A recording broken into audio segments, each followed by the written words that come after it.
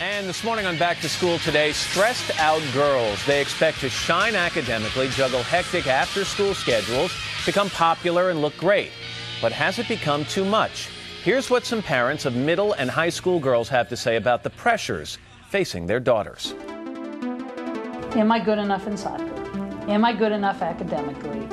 Am I popular enough? Am I funny enough? The group that they hang out with, it's all, what did you get on this test? What are your grades? What's your class rank?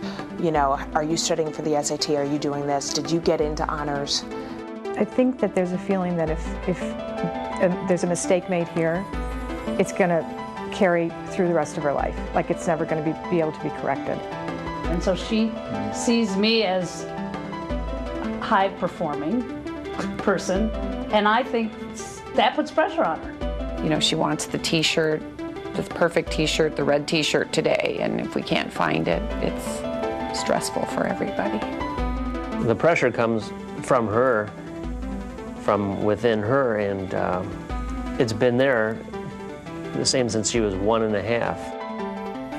A new book explains why girls feel the pressure more than boys. It's called Stressed Out Girls, Helping Them Thrive in the Age of Pressure. The author is psychologist Roni Cohen-Sandler. Roni, good morning. Good to see you. Thank you. I usually hate to start by saying, let me play devil's advocate, but let me play it for a second. Sure. When I was a kid, I felt the need to be good in soccer and baseball and to look good and wear the right clothes and be popular and do well academically. So why is it harder for girls than boys? Well, it's true, Matt, that boys academically want to succeed just as much as girls. But there are two issues. One is that girls face such more intense social pressures during middle school and high school. They want to be seen as looking good, and especially they have issues about body image and appearance that boys don't have. For example, girls I spoke to for this book, they told me about waking up early in the morning, sometimes an hour or more, to blow dry their hair, to put makeup on, to make sure their makeup wasn't too much or too little, and especially to pick out their outfits, because they know that what they wear will say something very important about them. You surveyed, I think, 3,000 girls for this book, and you talk... And some boys. And some boys. And you talk about the fact that girls tend to view or experience their relationships in a different way than boys do. Explain that. Well, they care so much about their relationships and how their relationships are going well. We're talking friendships here. Every kind of relationship, right. Their relationship with teachers, their relationship with parents, and their relationships with their peers. And in fact, unless they feel like their relationships are going well, Matt, they can't feel successful. Boys are much more likely to slough it off. But for girls, they go through their school day much differently, thinking about how their relationships are going. This need to feel extraordinary, or yes. to be extraordinary in so many different areas of their lives. More extraordinary than boys apparently feel they have to be. How does that impact their personalities with the weight on their shoulder?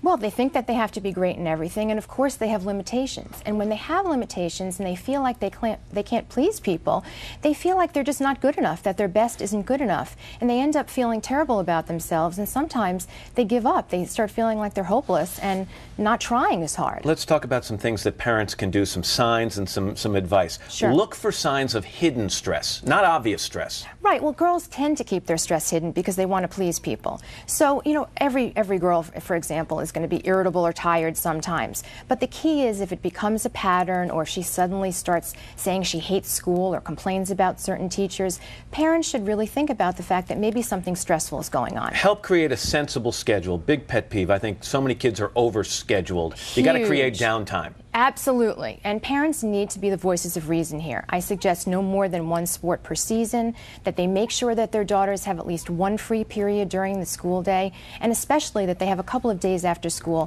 to just relax and rest and have downtime. All right, and also help develop tangible goals. And I would imagine that wouldn't be get straight A's or you got to get 1,600 on your SATs. What are tangible goals? Tangible goals are: do your homework at night before you go to bed instead of trying to do it in the morning before class. Or read over your papers before you hand them in so you don't make careless mistakes. Or read your textbooks again before you take a big test, for example. Give it your best effort, but don't worry about the results as much. Absolutely. That's good advice. And the last one, of course, don't be afraid to make mistakes. For sure. Roni, thanks so much. Good to have you here. Thanks for having me. And we're going to be back in a moment on a Tuesday morning, but first, these messages.